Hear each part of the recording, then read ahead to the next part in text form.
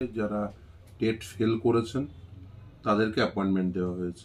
যেমন সৌমেন নন্দী, তিনি আরটিআই করে জানতে চেয়েছিলেন, বিশেষ করে হুগলি ডিস্ট্রিক্টের ক্ষেত্রে।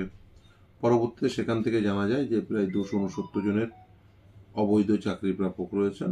যদিও তারা বলেন 1 নম্বর বাড়িয়েছিল, কিন্তু আমরা দেখিয়েছিলাম তাদের এভিডেভিট থেকে যে ওই 1 নম্বর বাড়ানোর ফলে তারা পাশ করছেন তা কিন্তু নয়। ইভেন তারাই যে ওএমআর শিটগুলো এবং সুপ্রিম কোর্টের সামনে যে ডিজিটাল ওএমআর শিটগুলো দেখিয়েছিল, সেখান থেকেই দেখিয়েছিলাম ইভেন 1 নম্বর নয়, তার থেকে অনেক বেশি নাম্বার কম থাকা সত্ত্বেও তাদের টেট কোয়ালিফাই দেখানো হয়েছে, দিয়ে নিয়োগ প্রক্রিয়ায় অংশগ্রহণ করিয়ে তাদের নিয়োগ দেওয়া হয়েছিল। এরকম 269 জন ক্যান্ডিডেট।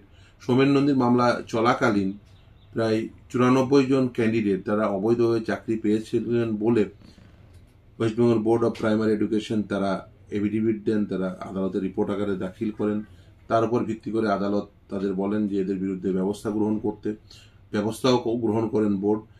সেই মামলাটি বর্তমানে সুপ্রিম কোর্টে বিচারাধীন এবং সেটিতে স্থগিতাদেশ রয়েছে।